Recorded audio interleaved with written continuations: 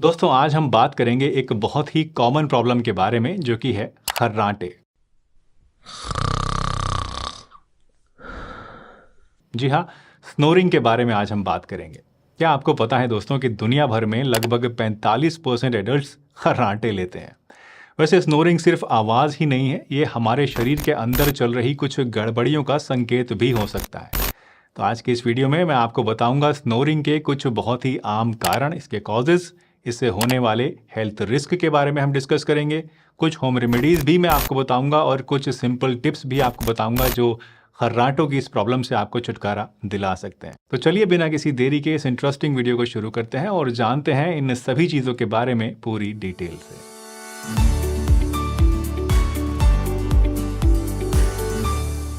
दोस्तों क्या आपको याद है जब आप छोटे थे और आपके दादाजी आपकी दादी जी जो हैं वो सोने लग जाती थी तो उनके खर्राटों की आवाज़ से आपकी नींद खुल जाया करती थी।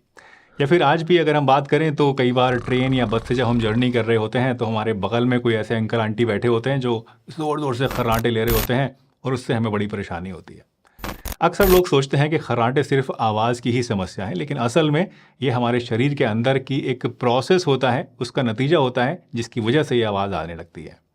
जब हम सोते हैं दोस्तों तो हमारी गले की मांसपेशियां यानी जो थ्रोट मसल्स होती हैं ये रिलैक्स हो जाती हैं और जब हवा इन रिलैक्स मांसपेशियों से गुजरती है तो वो वाइब्रेशन होता है वहाँ पे और उसकी वजह से ये खर्राटों की आवाज़ जो है वो बाहर आने लगती है। अब इस प्रोसेस को और भी अच्छी तरह से समझने के लिए हमें हमारे रेस्पिरेटरी सिस्टम की जो एनाटॉमी है उसको समझना होगा। देखिए हमारा जो नाक है, हमारा गला है और हमारे फेफड़े जो हैं ये सब मिलके हवा को अंदर लेते हैं और फिर बाहर निकालते हैं। लेकिन जब ये हवा हमारे नाक या गले के उस पार्ट से गुजरती है जो कि नैरो हो तो उसकी वजह से ये आवाज़ आने लगती है। ठीक वैसे ही जैसे बांसुरी के अंदर जब हवा फूकी जाती है तो उसमें से आवाज़ निकलती है। अब सवाल आता है कि कौन कौन सी ऐसी चीज़ें हैं जो कि खर्राटों को बढ़ा सकती हैं। तो पहली बात तो ये कि उम्र के साथ हमारी थ्रोट मसल्स जो हैं वो लूज़ होने लग जाती हैं, इसलिए उम्र एक बहुत बड़ा रोल प्ले करती है और अक्सर इसीलिए एक उम्र के बाद ही खर्राटे चलने शुरू होते हैं। आपने अक्सर देखा होगा कि बच्चों के अंदर खर्राटे जो है वो अक्सर नहीं आते हैं। एज के अलावा शारीरिक बनावट पर भी खर्राटे डिपेंड करते हैं। कुछ लोगों के थ्रोट नेचुरली टाइट होते हैं जिससे कि उनके अंदर खर्राटे आने की संभावना जो है वो ज़्यादा होती है कंपैरेटिवली। लाइफस्टाइल भी एक बहुत ही बड़ा फैक्टर है, जैसे कि ज़्यादा शराब पीना या स्मोकिंग करना, ये दोनों ही ऐसी चीज़ें हैं जो गले की मसल्स पर सीधा असर डालती हैं जिससे खर्राटे आते हैं। लास्टली ओबेसिटी की अगर बात करें यानी जो लोग मोटे होते हैं तो ऐसे लोगों में भी जो खर्राटों की प्रॉब्लम है वो कंपैरेटिवली ज़्यादा होती है क्योंकि ऐसे लोगों में थ्रोट के आसपास एक्स्ट्रा फैटी टिश्यूज़ होते हैं जो कि एयरवे को नैरो कर देते हैं और इसी वजह से जब वहाँ से हवा गुजरती है तो खर्राटों की आवाज़ आती है। एक और बहुत इंपॉर्टेंट बात जिसको अक्सर लोग नज़रअंदाज कर देते हैं वो ये कि स्लीप पोजीशन जो है आपकी वो भी आपके खर्राटों के ऊपर बहुत ज़्यादा असर डालती है। अक्सर पीठ के बल सोने से यानी एकदम सीधा सोने से खर्राटे ज़्यादा आते हैं क्योंकि इस पोजीशन में क्या होता है कि जो टंग है और जो हमारा सॉफ्ट पैलेट है वो पीछे की तरफ चला जाता है, कोलैप्स हो जाता है जिससे एयरवे ब्लॉक होता है और इसी वजह से खर्राटे ज़्यादा आते हैं। इसलिए अगर आपको खर्राटों की शिकायत है तो कोशिश कीजिए कि आप साइड पोजीशन में यानी करवट लेके सोया करें, तो इससे आपके खर्राटे थोड़े कम आएंगे। दोस्तों कभी कभी खर्राटे सिर्फ एक आवाज़ ही नहीं होते हैं बल्कि ये स्लीप एपनिया के संकेत भी हो सकते हैं। स्लीप एपनिया एक सीरियस प्रॉब्लम है जिसमें इंसान सोते समय बीच बीच में सांस लेना बंद कर देता है, भूल जाता है। इमेजिन कीजिए आपका शरीर पूरी नींद में है लेकिन अचानक आपकी सांस रुक जाती है। कितना खतरनाक सोचने से ही लगता है। ये ना ही सिर्फ आपकी नींद के ऊपर बल्कि आपके दिल और आपके दिमाग के ऊपर भी बहुत ही भारी असर डालता है। स्लीप एपनिया से जुड़ी हेल्थ इश्यूज़ के बारे में अगर बात करें तो इससे हार्ट प्रॉब्लम्स हो सकती हैं, हाई ब्लड प्रेशर हो सकता है और डे टाइम फैटिग जैसी प्रॉब्लम्स भी इसके अंदर शामिल हैं। एक स्टडी के अनुसार जो लोग रेगुलरली स्नोर करते हैं उनमें हार्ट अटैक का रिस्क उन लोगों से 33% ज़्यादा होता है जो खर्राटे नहीं लेते हैं। इन मेजर प्रॉब्लम्स के अलावा दोस्तों खर्राटे लेने से कुछ छोटी छोटी प्रॉब्लम्स भी हो सकती हैं जैसे कि क्रोनिक हेडेक्स यानी बार बार होने वाला सर में दर्द। अक्सर सुबह जब सोकर उठते हैं तो सर में दर्द की शिकायत होती है।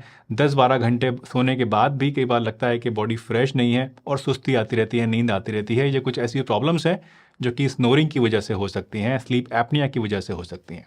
इसके अलावा अगर आपका पार्टनर भी आपके खर्राटों से डिस्टर्ब होता है तो ये एक अलग मुद्दा है, एक अलग साइड इफ़ेक्ट है जो आपको देखने को मिल सकता है और ये आपके रिश्तों के ऊपर भी नेगेटिव इफ़ेक्ट डाल सकता है।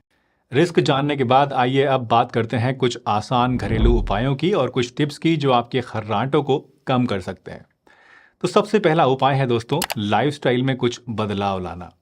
अगर आप ओवरवेट हैं तो वज़न कम करने के लिए आपको ज़रूर कोशिश करनी चाहिए, क्योंकि ज़्यादा वज़न की वजह से, जैसा मैंने आपको बताया, आपके गले के चारों तरफ एक्स्ट्रा टिश्यूज़ जमा हो जाते हैं जो एयरवे को ब्लॉक कर देते हैं और इसी वजह से आपको खर्राटे आते हैं।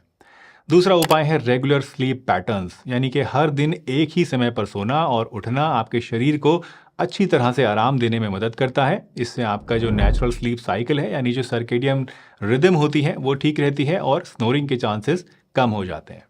तीसरा उपाय है दोस्तों स्लीपिंग पोजीशन। जैसे मैंने आपको अभी बताया था कि अगर आप पीठ के बल सोते हैं, बिल्कुल सीधा सोते हैं, तो इससे क्या होता है कि आपकी टंग और आपका जो सॉफ्ट पैलेट है वो पीछे गिर जाता है और इससे एयरवे ब्लॉक हो जाता है और स्नोरिंग होती है। इसलिए ट्राई कीजिए कि आप करवट लेकर सोया करें, इससे खर्राटे आपको कम आएंगे। इन सब बातों के अलावा दोस्तों, अगर आपको खर्राटे ज़्यादा आते हैं तो रात को सोते समय आपको भारी खाना और अल्कोहल का यूज़ करने से हमेशा बचना चाहिए, क्योंकि ये दोनों ही चीज़ें ऐसी हैं जो आपके थ्रोट मसल्स को रिलैक्स कर देती हैं, जिससे स्नोरिंग बढ़ जाती है। इसके साथ ही पर्याप्त मात्रा में आपको पानी ज़रूर पीना चाहिए, डिहाइड्रेशन से बचना चाहिए, क्योंकि डिहाइड्रेशन की वजह से, पानी की कमी की वजह से भी स्नोरिंग हो सकती है। और लास्टली एक और इम्पॉर्टेंट बात, यानी कि थ्रोट एक्सरसाइजेस और योगा। जी हाँ, आपके गले की मसल्स को मजबूत करने के लिए कुछ स्पेसिफिक एक्सरसाइजेस भी होती हैं, कुछ योगा टेक्निक्स भी होती हैं जो आप इनके इंस्ट्रक्टर से, इनके स्पेशलिस्ट से सीख सकते हैं और अपने स्नोरिंग की प्रॉब्लम को काफ़ी हद तक कम कर सकते हैं। इन टिप्स के अलावा कुछ सिंपल ट्रिक्स भी आप अपना सकते हैं, जैसे कि अपने सर को थोड़ा सा एलिवेट करना, यानी कि मोटे तकिए का इस्तेमाल करना, या बेड का हेड वाला जो साइड होता है उसको थोड़ा सा ऊपर उठा लेना। दूसरा, इसके अलावा आप ट्राई कर सकते हैं नेज़ल स्ट्रिप्स, जो कि एक तरह के छोटे छोटे स्ट्रिप्स होते हैं, एडेसिव स्ट्रिप्स होते हैं जो नाक के ऊपर चिपकाए जाते हैं और ये नाक को थोड़ा सा खुला रखते हैं सोते समय, जिसकी वजह से नाक से सांस आसानी से जाती है और स्नोरिंग कम हो जाती है। इसके अलावा तुलसी टी, अश्वगंधा पाउडर या फिर त्रिफला पाउडर को रेगुलर यूज़ करने से भी स्नोरिंग की प्रॉब्लम को काफ़ी हद तक कम किया जा सकता है। और सबसे आखिरी टिप दोस्तों, रेगुलर एक्सरसाइज। जैसा कि मैंने आपको बताया, एक्सरसाइज हमारी लाइफ की एक बहुत ही बेसिक चीज़ है जो हर एक चीज़ के ऊपर कुछ ना कुछ असर डालती है। तो अगर आप स्नोरिंग की प्रॉब्लम से परेशान हैं तो रेगुलर एक्सरसाइज करने से भी आपको इसमें काफ़ी ज़्यादा आराम मिल सकता है। तो रेगुलर एक्सरसाइज भी आपको ज़रूर करनी चाहिए। दोस्तों, अगर आप या आपके घर में कोई भी लगातार और ज़ोर से खर्राटे लेता है तो इसे आपको इग्नोर बिल्कुल भी नहीं करना चाहिए। यह आपकी ओवरऑल हेल्थ के लिए बहुत ही इंपॉर्टेंट है कि आप इस समस्या को पहचानें और इसके लिए ज़रूरी कदम उठाएं। अगर आपकी स्नोरिंग बहुत ज़ोर से है या आपको लगता है कि सोते सोते आपका बीच बीच में सांस रुक जाता है, सांस लेना बंद हो जाता है, तो ये स्लीप अपनिया भी हो सकता है। ऐसे में आपको अपने डॉक्टर से ज़रूर कंसल्ट करना चाहिए और इसका टेस्ट करा के इसका प्रॉपर ट्रीटमेंट भी लेना चाहिए। दोस्तों, मुझे उम्मीद है आज की ये वीडियो आपको ज़रूर पसंद आई होगी और इससे कुछ ना कुछ नया आपने ज़रूर सीखा होगा। अगर वीडियो अच्छी लगी हो तो लाइक ज़रूर कीजिए। चैनल पर नए हैं और इस तरह की वीडियोस आगे भी देखना चाहते हैं तो सब्सक्राइब भी कर लीजिए और वीडियो को सभी के साथ शेयर कीजिए। ख़ासतौर से अगर आपके घर परिवार में कोई ज़्यादा खर्राटे लेता है तो उसके साथ तो ज़रूर ही शेयर कीजिएगा। चलिए, इसी के साथ मुझे दीजिए इजाज़त। मैं आपसे फिर मिलूंगा इसी चैनल पर एक बढ़िया सी वीडियो में। तब तक के लिए ध्यान रखिए अपना, हंसते रहिए, मुस्कुराते रहिए, रोज़ कुछ ना कुछ नया सीखते रहिए ताकि आप रह सकें हेल्दी हमेशा।